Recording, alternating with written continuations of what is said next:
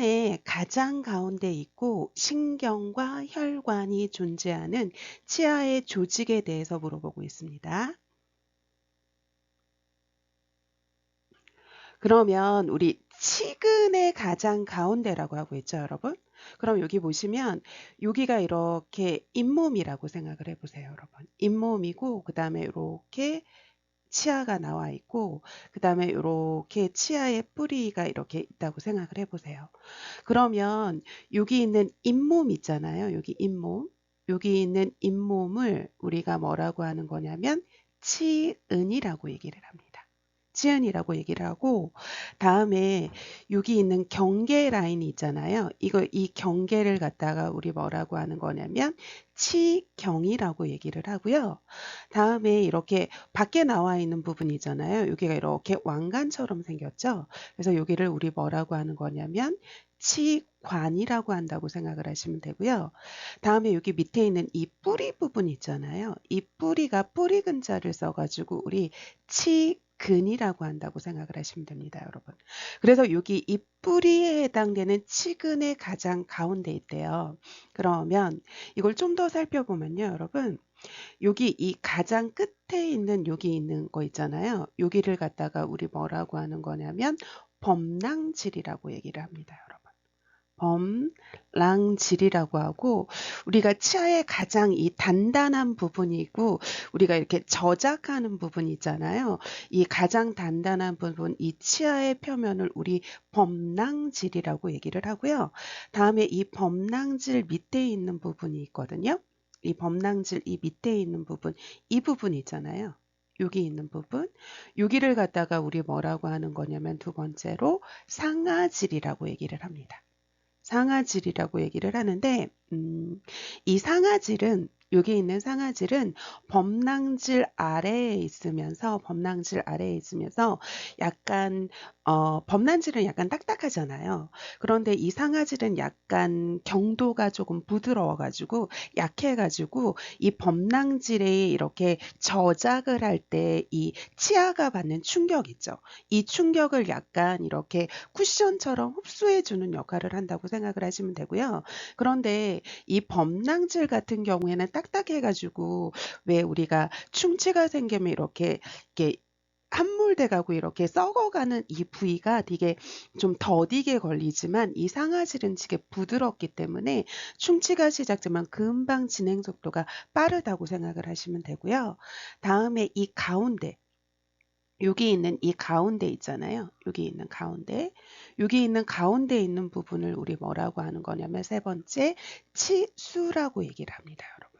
치수라고 얘기를 하고 이 치수에는 신경과 혈관이 존재를 해요. 신경과 혈관이 존재를 하거든요. 그래서 여기 보시면 신경이 존재하니까 여기가 치아가 이렇게 충치가 썩어가지고 이렇게 여기까지 이렇게 되면 여기까지 치수까지 있는 이 신경에 닿으면 우리가 고통으로 느끼게 되고요. 통증으로 느끼게 되죠. 다음에 여기 혈관이 있기 때문에 우리가 혈액 공급을 통해서 우리 영양분을 공급을 하잖아요. 그러니까 이 혈관을 통해서 영양을 공급을 하는데 여기 있는 상아질에 영양을 공급해 주고 있습니다, 여러분. 그래서 이 상아질에 영양분과 혈액을 공급해 주기 때문에 이 상아질이 이렇게 다소 무른 조직, 부드러운 조직이라고 생각을 하시면 되거든요. 그래서 여기 보시면 치근의 가장 가운데 있고 그 다음에 신경과 혈관이 존재한다 그러니까 여기는 치수라고 생각을 하시면 되죠. 다음에 여기 보시면 치은은 잇몸을 얘기를 하고요. 상아질은 부드러운 부분, 범랑질은 단단한 부분이에요. 그래서 우리가 치아는 범랑질, 상아질, 치수 이렇게 세 가지 조직으로 이루어져 있다고 생각을 하시면 되고요. 그런데 여러분 우리가 치아를 보면 치아가 이렇게 잇몸이 있으면 이렇게 박혀 있는 거잖아요. 그죠? 이렇게 박혀 있으면 얘가 치아가 흔들거릴 수 있잖아요. 그러니까 이 치아가 흔들거리지 않게 잇몸에 단단하게 박아주는 해주는 역할을 해야 되잖아요. 그래서 여기 있는 이 치근에 여기 있는 부분 있잖아요. 치근을 싸고 있는 조직.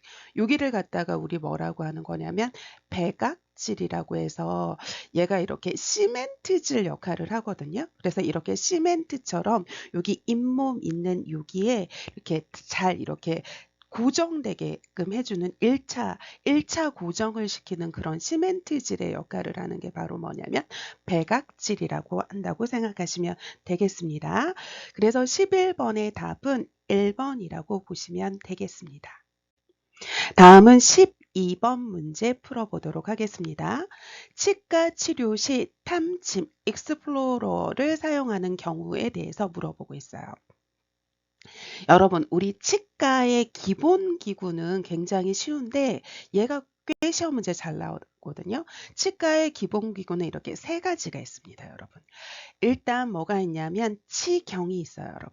치경이 있는데 여기 있는 경이 거울경자예요. 거울경자거든요. 그래서 이렇게 있으면 이렇게 된 거 있죠, 여러분. 여기 이렇게 거울 달려 있는 거 있잖아요. 요걸 갖다가 우리 치경이라고 하거든요. 그래서 거울이 달려 있기 때문에 우리가 이렇게 잘 보이지 않는 부분이 있잖아요. 그런 부분을 갖다가 보고자 할 때 하는 게 바로 이 치경이라고 생각을 하시면 되고요.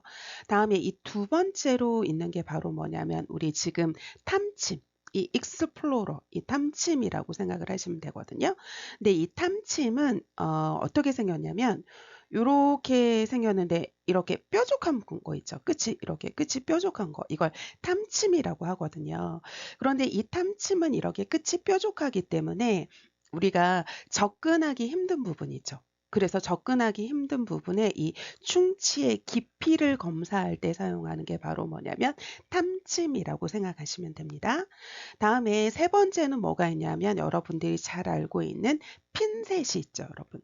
이 핀셋은 두 가지 용도가 있는데요. 구강 내에 있는 이물질을 제거할 때도 핀셋을 사용하고 아니면 우리 어떤 재료 같은 거를 갖다 그 구강 안에 삽입할 때도 사용하는 게 바로 핀셋이라고 생각을 하시면 됩니다.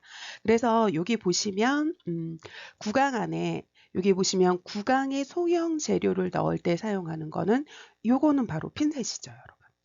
얘가 핀셋이고요. 다음에 구강 안에 이물질을 흡인하는 건 석션, 진공 흡입기죠.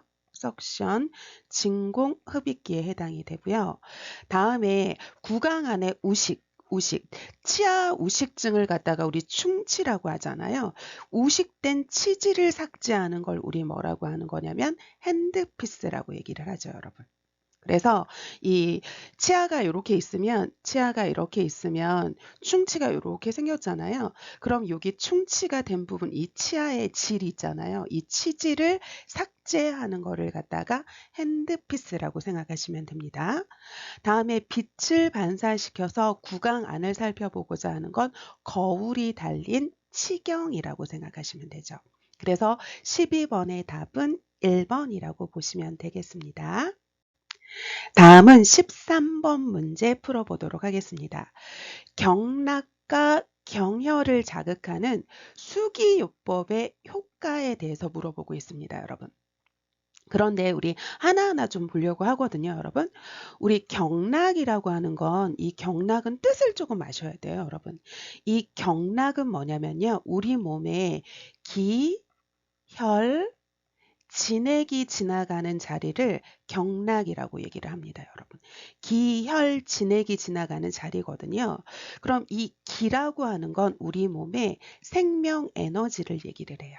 기는 우리 몸의 생명 에너지를 얘기를 하고 이 혈이라고 하는 건 혈액순환을 얘기를 하거든요.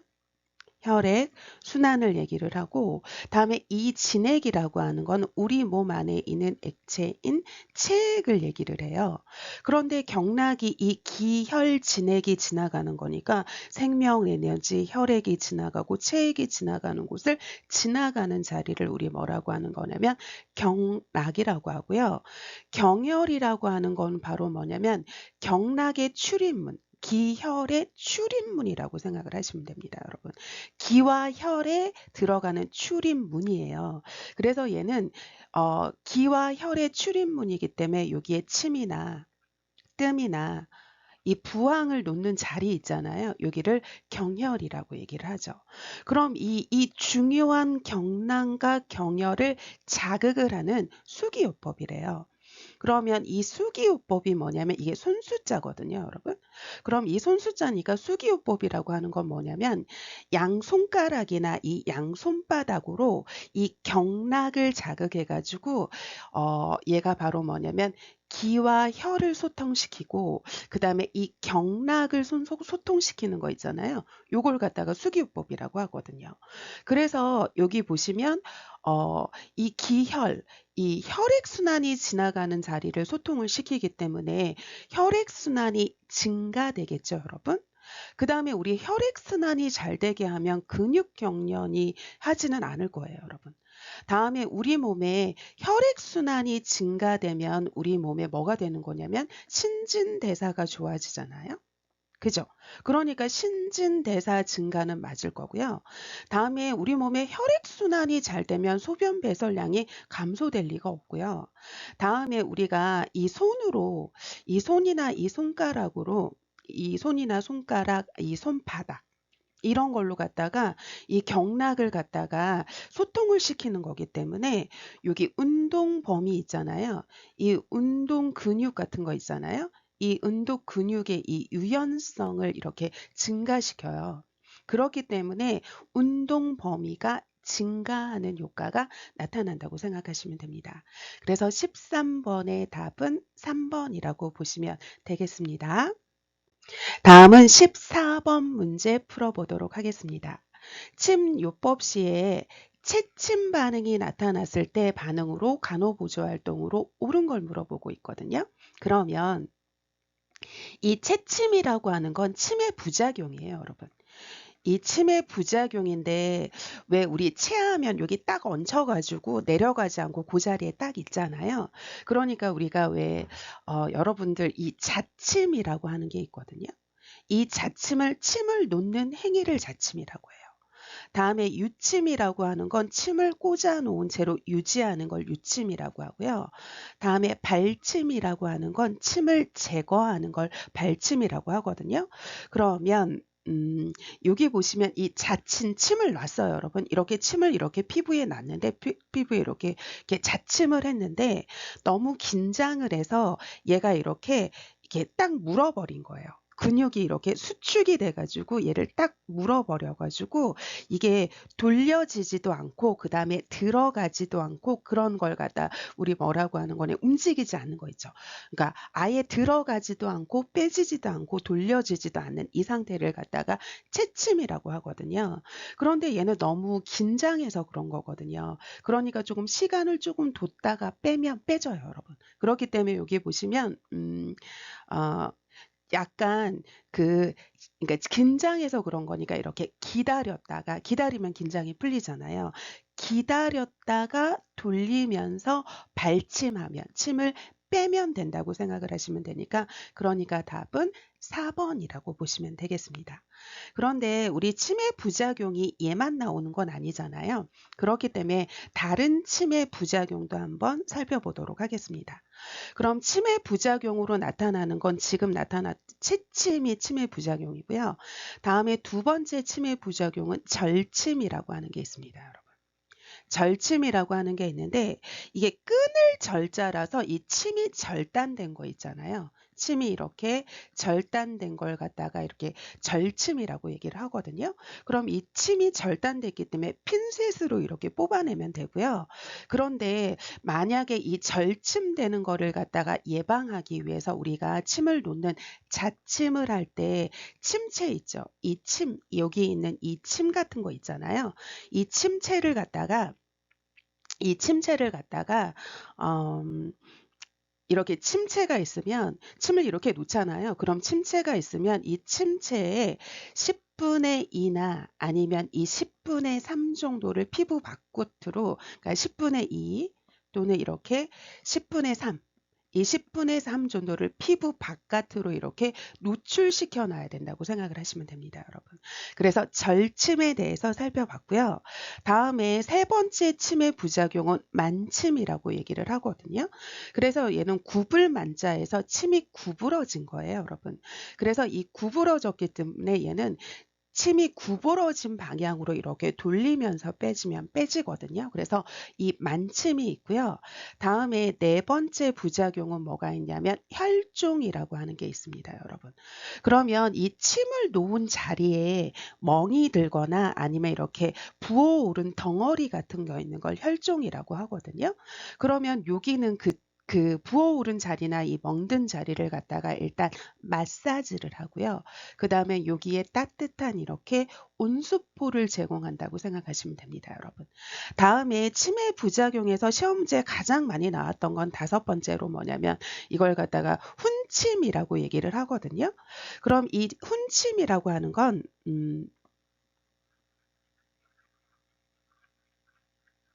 이 훈침이라고 하는 건 치매 부작용 중에서 가장 많이 나오는 것 중에 하나인데요. 가장 많이 나오는 것 중에 하나인데 이 훈침은 초진 환자 있죠.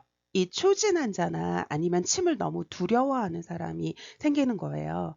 그렇기 때문에 초진이나 이렇게 두려움이 있는 사람들은 이렇게 근육이 긴장하고 막 이러니까 혈관이 이렇게 수축이 돼요. 혈관이 이렇게 수축이 되면서 이렇게 뇌로도 혈액 공급이 안 되거든요. 그래서 뇌에 혈액 공급이 안 돼서 지금 훔침은 바로 뭐냐면 뇌에 혈액이 이렇게 일시적으로 이렇게 부족한 상황입니다, 여러분.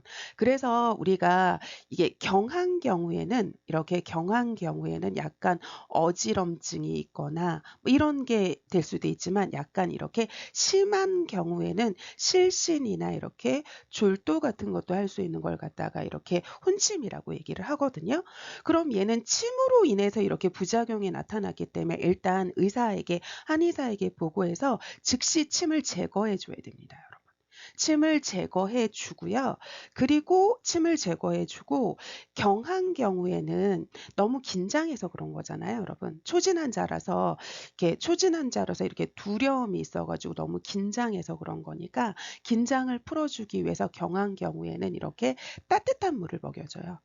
이렇게 따뜻한 물을 먹여주고요. 그 다음에 뇌에 혈액 공급이 안 돼서 그러는 거잖아요. 그러니까 이렇게 똑바로 누워가지고 심장에 있는 혈액이 이렇게 뇌로 공급이 되게 해주고요.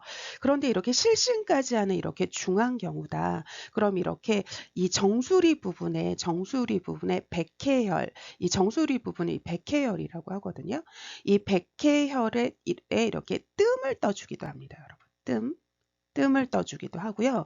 아니면 이 경한 경우에는 또 어떤 것도 하냐면 인중혈이나 중중혈을 이렇게 눌러주기도 한다고 자극을 해주기도 한다고 생각하시면 됩니다. 그래서 여기 답은 몇 번이냐면 4번이라고 보시면 됩니다.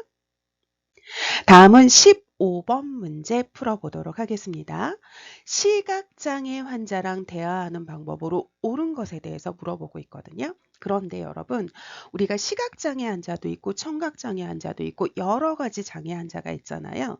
그럼 어떤 장애 유형이든지 우리가 그런 공통적으로 들어가는 걸 조금 알고 계시면 좋아요, 여러분. 어떤 장애 유형이든지 공통적으로 들어가는 건 첫 번째는 정면에서 같은 눈높이로 얘기하셔야 돼요.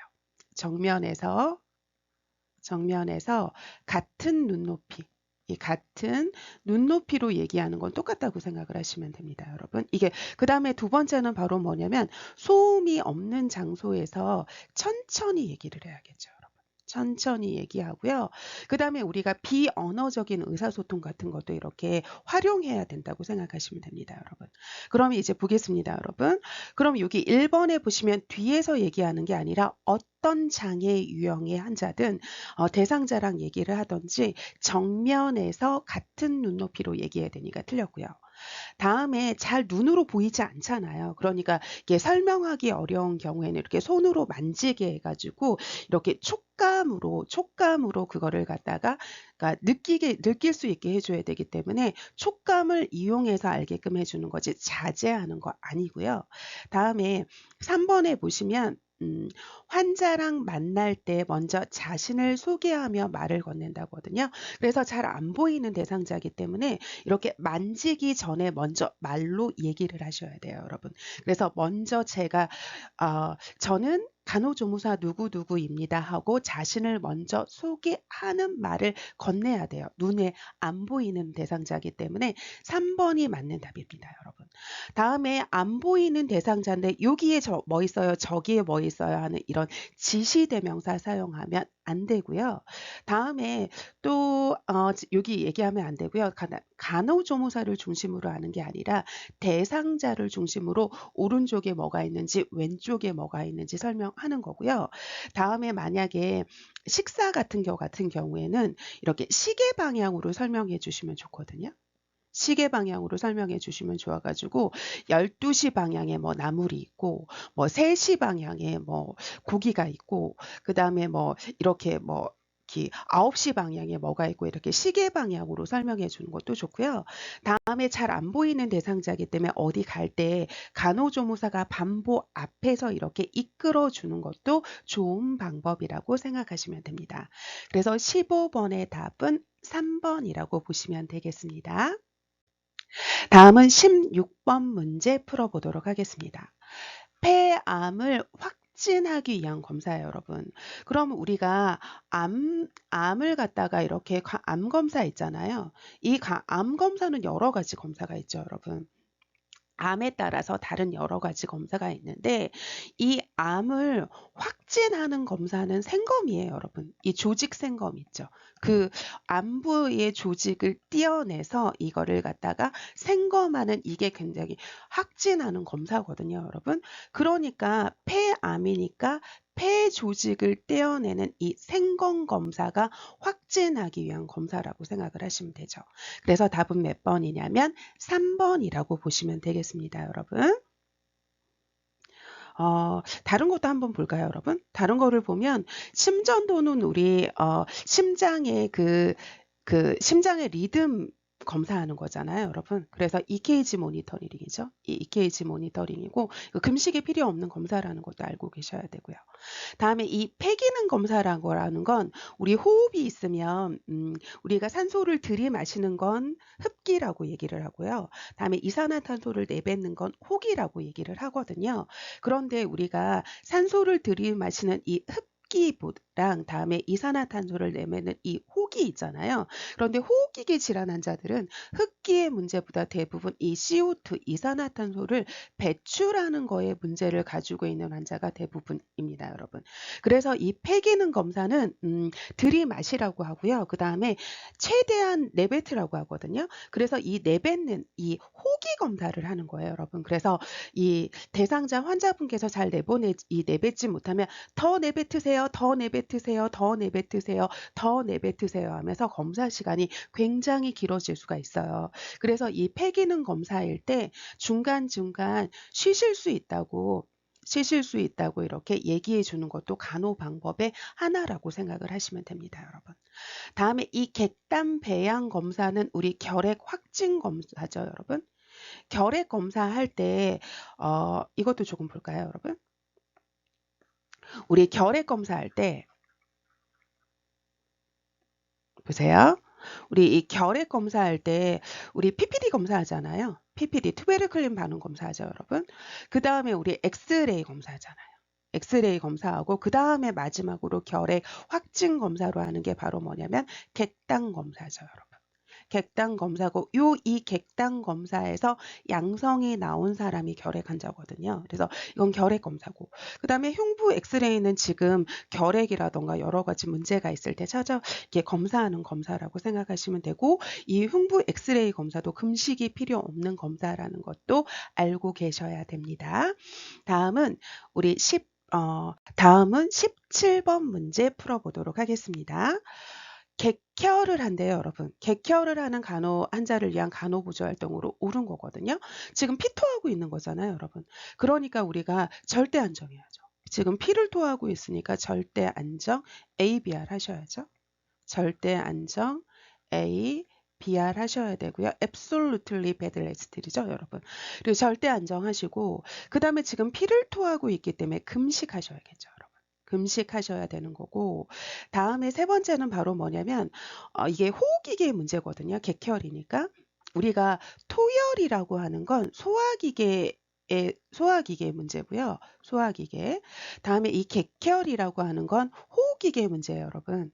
그러니까 호흡기계 문제가 있는 사람은 호흡곤란이 있을 수 있어요.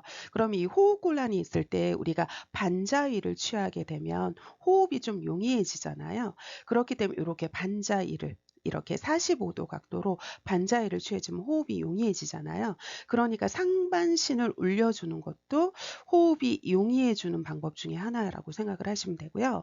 다음에 이 출혈을 하고 있으니까 출혈 부위에 냉을 적용을 해서 혈관이 수축되게 해가지고 지혈의 효과를 하는 것도 좋은 방법 중에 하나라고 생각을 하시면 되고요. 다음에 이 양쪽 폐가 있을 때, 이 지금 출혈이 되고 있는 이 환측 부위 있죠. 이 환측 부위가 아래로 가게 해서 눕는 방법도 좋은 방법 중에 하나고요. 다음에 피를 토하고 있는 거기 때문에 의사소통에 문제가 있을 수 있어요. 그러니까 6번째는 이렇게 필기도구 같은 거를 준비해 주는 것도 좋은 거고요. 다음에 이 지금 피를 토하고 있을 때 압이 상승하게 되면 피를 더 토하게 되거든요. 그러니까 큰 기침하면 안 돼요. 큰 기침하면 안 되고 참으셔야 되고요. 그다음에 기침을 참을 수 없다면 장기침 있죠. 이 장기침을 여러 번 나눠서 하는 게 더 좋다라고 생각을 하시면 됩니다. 지금 피토하고 있는 사람한테 등 들이대면 안 되고요. 지금 객혈을 하고 있으니까 이 절대 안정하셔야 되고요. 기침을 세게 하면 압이 상승돼서 피를 더 토하니까 잔기침을 하도록 하는 거고요. 출혈이 있으니까 우리 지혈을 하기 위해서 냉을 적용을 하고요. 다음에 금식하셔야 되지 식사하시는 거 아닙니다, 여러분. 그러니까 17번의 답은 2번이라고 보시면 되겠습니다. 다음은 18번 문제 풀어보도록 하겠습니다. 결핍 빈혈 환자가 구강용 철분 제제를 복용할 때 알아야 될 걸 물어보고 있어요. 그러면 일단 구강용이든 어떤 거든 철분제 있잖아요. 이 철분제의 부작용은 여러분들이 알고 계셔야 되거든요. 이 철분제의 부작용은 일단 첫 번째는 흑색변이 나와요. 이 흑색변이 나오기 때문에 대상자가 이걸 모르면 환자분이 모르시면 이게 대장암인가 내가 변에 출혈이 있나 하면서 이렇게 걱정하실 수 있기 때문에 철분제의 부작용이 흑색변이 나온다는 걸 알려주셔야 되고요. 다음에 이 철분제를 먹으면 변비가 생길 수 있거든요, 여러분. 변비가 생길 수 있고 그 다음에 얘가 변비가 생길 수 있고 소화가 잘 안 돼요, 여러분. 소화가 잘 안 되고 그 다음에 얘가 소화가 잘 안 되고 이렇게 위장을 자극하거든요, 얘가. 위장을 자극하는 약이에요. 그러니까 이 위장 자극을 감소시키기 위해서 식후에 먹거나 아니면 식간에 먹어서 음식물이랑 이렇게 섞이게 해가지고 위장 자극하는 거를 조금 줄여줘야 된다고 생각을 하시면 되고요. 다음에 네 번째는 이렇게 구강용으로 된 거 있잖아요. 이 구강용, 이 액체로 된 거는 이렇게 치아에 착색이 돼요. 치아에 이렇게 착색이 되기 때문에 이때는 빨대로 이렇게 먹어가지고 치아에 착색이 되지 않도록 해주는 게 좋거든요. 그래서 여기에 보시면 구강용 액체 제제는 빨대를 사용을 해가지고 치아에 착색되지 않도록 해주는 게 좋다라고 생각을 하시면 됩니다, 여러분. 그래서 답은 몇 번이냐면 5번이라고 보시면 되고요. 다른 걸 조금 살펴보면 변비가 이 부작용이기 때문에 저섬유소 시기가 아니라 섬유소 시기를 섭취해야 되고요. 변비기 때문에 생과일 섭취하지 않는다가 아니라 과일 섭취하면 좋을 거예요. 그 다음에 비타민 B와 함께 뭐 복용할 필요는 없습니다, 여러분. 다음에 소변색이 까맣게 되는 게 아니라 변이 흑색변, 소변이 아니라 변의 색깔이 까맣게 되고요. 그러니까 답은 5번이라고 보시면 되겠습니다. 다음은 19번 문제 풀어보도록 하겠습니다. 덤핑 신드롬을 예방하기 위한 간호보조 활동으로 옳은 거거든요. 그럼 이 덤핑 신드롬은 위암일 때 나타나는 부작용이에요, 여러분. 이 위암일 때 우리가 위암이면 위절제 수술을 하잖아요. 암 부위를 절제를 하죠. 위절제 수술을 한단 말이에요. 그죠? 그러면 여기 보시면 이렇게 식도가 있고 그 다음에 이렇게 위가 있잖아요. 이렇게 위가 있거든요. 그러면 여기 보시면 여기 이렇게 괄약근이 있고 여기가 이렇게 괄약근이 있어요. 그럼 여기 있는 괄약근을 우리가 뭐라고 하는 거냐면 분문괄약근이라고 얘기를 해요. 다음에 여기 있는 괄약근을 유문괄약근이라고 얘기를 하고요. 다음에 이 분문괄약근을 식도 밑에 있어가지고 식도 하부괄약근이라고도 얘기를 합니다, 여러분. 그래서 여기 위치도 가끔 물어볼 때도 있거든요, 여러분. 그래서 뭐 식도랑 여기 있는 식도랑 이 사이에 유문괄약근이 있다. 다음에 뭐 위랑 십이지장 사이에 분문괄약근이 있다. 이렇게 거꾸로 나오기도 하니까 위에 있는 게 분문괄약근, 식도하부괄약근, 아래에 있는 게 유문괄약근이라는 거 아셔야 되거든요. 만약에 이게 헷갈리시면 어떻게 외우시면 되냐면 분유하고 외우시면 돼요. 분유. 그래서 위에 있는 게 분문괄약근이고요. 아래에 있는 게 유문괄약근입니다. 그런데 여러분 여기 보시면 여기가 유문괄약근이잖아요. 그래서 여기 있는 부분을 우리 뭐라고 하는 거냐면 유문부라고 얘기를 하거든요. 유문부라고 얘기를 해서 위암은 여기 있는 이 유문부에 암이 많이 생겨요. 그래서 우리가 이 암 부위를 절제를 해주는 거잖아요. 그래서 여기 있는 이 암 부위를 이렇게 절제를 해주는 거죠, 여러분. 이 암 부위를 절제를 해주고 난 다음에 여기 있는 십이지장이라던가 아니면 공장 부위를 이렇게 이어주는 문합 수술을 하게 되거든요, 여러분. 그러면 위 부위가 적어졌잖아요, 여러분. 위 부위가 이렇게 작아졌잖아요. 여기 있는 위 부위가 굉장히 작아졌잖아요.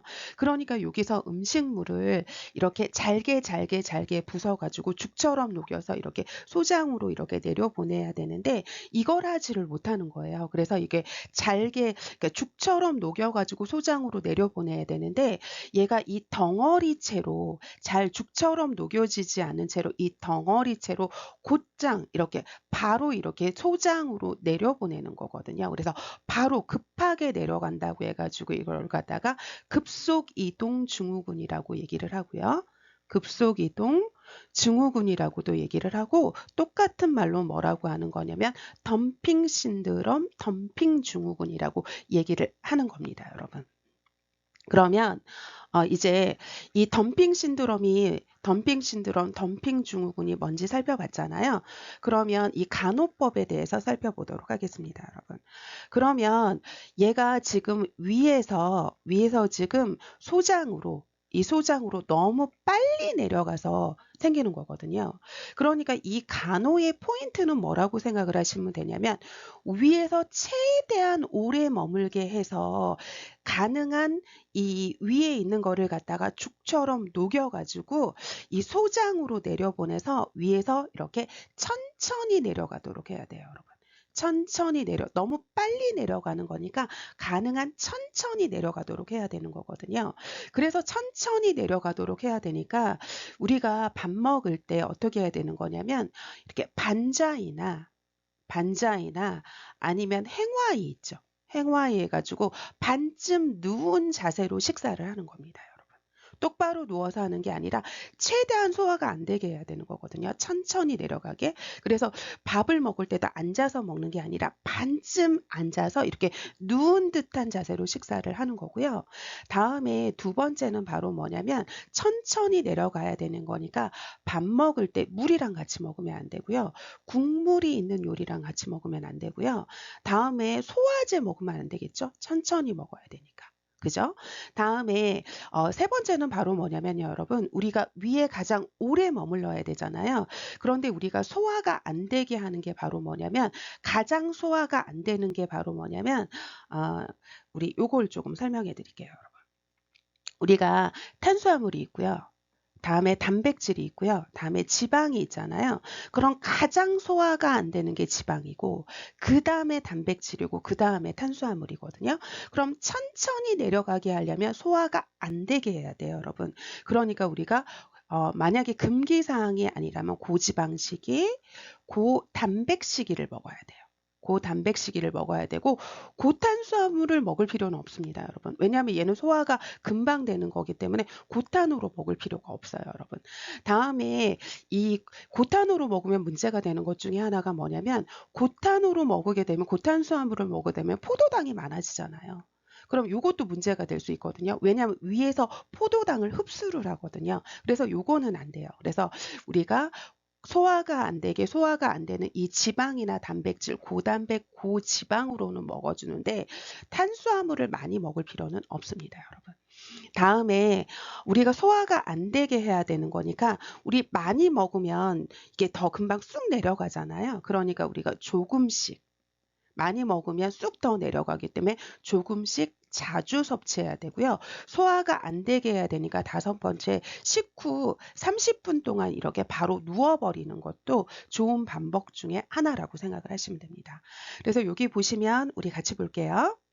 같이 보시면 고탄수화물 아닙니다, 여러분. 다음에 식사 시 자위가 아니라 반자위, 반쯤 이렇게 누운 자세 있잖아요. 이런 자세 하는 거고, 그 다음에 천천히 내려가게 해야 되기 때문에 물이나 국물 요리 먹으면 안 되고요. 다음에 식사 직후에 30분 동안 바로 이렇게 누워버려야 돼요. 그래서 소화가 안 되게 해야 되는 거고요. 다음에 여기 보시면 이렇게 많이 먹으면 쑥 더 잘 내려가기 때문에 조금씩 자주 천천히 식사하는 건 맞는 답입니다, 여러분. 그래서 19번의 답은 5번이라고 보시면 되겠습니다. 다음은 20번 문제 풀어보도록 할게요. 협신증 환자를 위한 간호보조 활동으로 옳은 거거든요. 그러면 우리 이렇게 심장이 있다라고 생각을 해보세요. 이렇게 심장이 있으면 심장에 영양분을 공급해주는 동맥을 갖다가 우리 뭐라고 하는 거냐면 관상동맥이라고 얘기를 하거든요.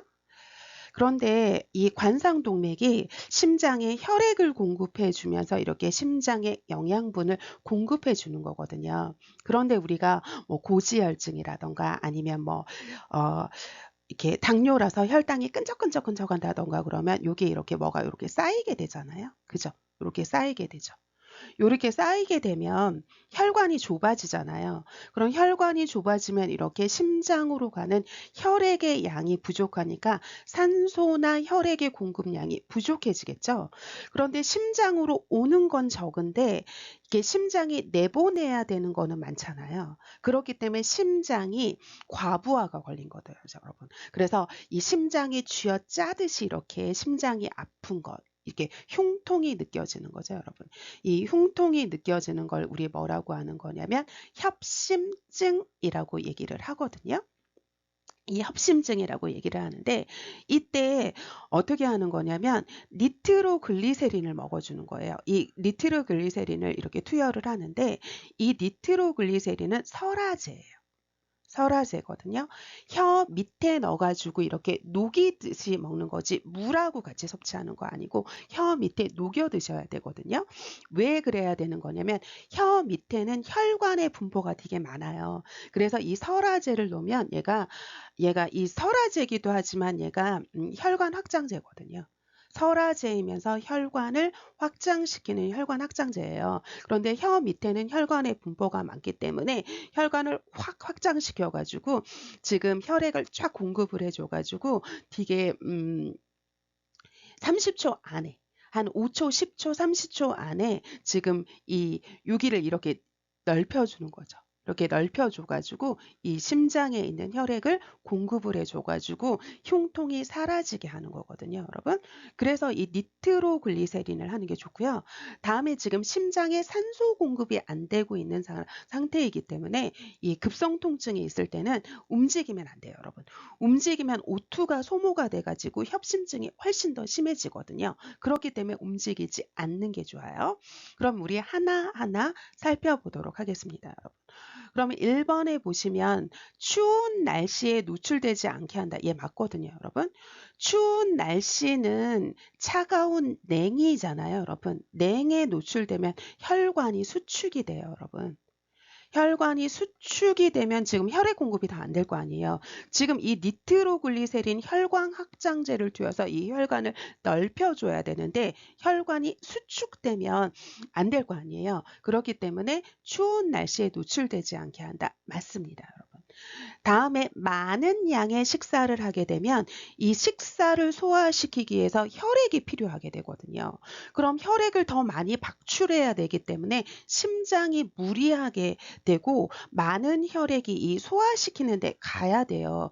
그런데 지금 심장이 혈액 공급이 안 되는 상태에서 소화기계에 많은 혈액이 가버리면 안 되겠죠. 다음에 호흡 곤란일 시 얼음물을 마시면 이 냉적용하는 거 아닙니다, 여러분. 다음에 지금 걷기 운동을 하면 O2가 오히려 더 많이 소모되잖아요. 지금 O2 부족 상태인데. 그래서 우리가 안정을 취해야 되는 거죠. 다음에 이 니트로글리세린은 혀 밑에서 이렇게 있는 거라서 물과 함께 삼키면 안 되는 거고요. 그래서 여기 답은 1번이라고 보시면 되겠습니다. 그리고 하나만 더 조금 살펴보면 이게 관상동맥에 문제가 있기 때문에 관상동맥 질환이라고 얘기를 합니다, 여러분. 그리고 이 관상동맥이 아예 이렇게 막혀가지고 있는 걸 우리 뭐라고 하는 거냐면 얘는 심근경색증이라고 얘기를 하죠, 여러분. 그래서 이 심근경색증일 때는 즉시 병원에 가가지고 이렇게 우리가 시술을 해야 된다고 생각을 하시면 됩니다. 다음은 21번 문제 풀어보도록 하겠습니다. 의식 수준에 대해서 물어보고 있어요, 여러분. 그럼 일단 의식 수준에 대해서 살펴보면 의식 수준은 일단 여러분들이 요 순서예요, 여러분. 지금 바로 뭐냐면 명료에서 기면에서 혼미에서 다음에 하나가 빠졌네요, 여러분. 그래서 우리 뭐가 있냐면 보시면 명료 그 다음이 기면이고요. 그 다음이 혼돈이고요. 그 다음이 혼미고요. 그 다음이 반혼수고요. 그 다음이 혼수입니다, 여러분. 그래서 일단 이 순서를 묻는 국시도 나왔거든요. 그러니까 일단 이 순서를 기억하시는 것도 중요해요. 명료, 기면, 혼돈, 혼미, 반혼수, 혼수로 간다고 생각을 하시면 돼요. 그럼 하나하나 좀 살펴보면 이 명료라고 하는 건 정상적인 각성 상태예요. 그래서 우리 정상적으로 이렇게 각성하고 있는 상태라서 이거 알럿이라고도 얘기를 하는데 그냥 정상적인 각성 수준 상태라고 생각을 하시면 됩니다, 여러분. 다음에 이 기면이라고 하는 건 여러분들이 얘는 영어로 알고 계시면 되거든요. 좋아요, 여러분. 얘를 갖다가 드로우지라고 하는데 이 드로우지가 졸리운이라는 뜻이에요. 그래서 졸린 상태라고 생각을 하시면 돼요. 그래서 자극을 주지 않으면 계속 잠에 이렇게 빠져드는 상태 있잖아요. 요걸 기면이라고 합니다, 여러분. 그래서 여기 보시면 일반적인 질문이나 지수에 반응은 하지만 반응이 느리고 그냥 두면 다시 잠드는 상태 있죠. 그래서 가만히 두면 이렇게 잠이 드는 상태를 우리 뭐라고 하는 거냐면 기면이라고 얘기를 합니다, 여러분. 다음에 여기 혼돈이 있잖아요. 이 혼돈이라고 하는 건 바로 뭐냐면 진압력이 산실된 상태예요. 지금 이 진압력이 이렇게 상실된 상태라고 생각을 하시면 되거든요. 그런데 우리 이 진압력이라고 하는 거 있잖아요. 이 진압력은 우리 뭐라고 하는 거냐면 시간, 장소, 사람을 진압력이라고 하거든요. 그런데 시간의 개념이나 장소에 대한 개념이나 사람에 대한 개념이 없기 때문에 질문을 하거나 그러면 혼돈된 대답을 하죠. 엉뚱하고 되게 혼돈된 이렇게 대답을 하게 되는 게 혼돈이고요. 다음에 이 혼미는 아주 강한 자극 있잖아요. 이런 강한 자극에만 반응을 하고요. 다음에 이 반혼수 같은 경우에는 아주 고통스러운 자극을 줬을 때만 반응을 하는 거고요. 이렇게 움츠리는 거죠. 그러니까 반응을 한다기보다 고통스러운 자극을 줬을 때 이렇게 약간 피하는 거 있잖아요. 그런 거라고 생각을 하시면 되고 혼수는 고통스러운 자극을 줬는데도 불구하고 반응을 안 하는 걸 혼수라고 얘기를 합니다, 여러분. 그런데 여러분들이 여기서 조금 많이 헷갈리는 부분이 이 두 가지를 조금 많이 헷갈려 하는데요. 이 혼미라고 하는 건 아주 강한 자극 아니면 아주 큰 소리에 반응을 여기에만 반응을 하는 거예요. 그리고 이 반혼수는 고통스러운 자극을 줬을 때 약간 움츠리는 듯한 그런 거를 나타내는 게 반온수라고 생각을 하시면 됩니다, 여러분. 그래서 21번의 답은 2번이라고 보시면 됩니다. 다음은 22번 문제 풀어보도록 하겠습니다. 백내장 수술 직후에 환자에게 기침이랑 코풀기를 제한하거나 아니면 무거운 물건을 들지 못하게 하는 이유에 대해서 물어보고 있거든요. 그러면 우리가 뇌수술을 하거나 아니면 눈 수술을 하거나 아니면 귀 수술 같은 거 하잖아요.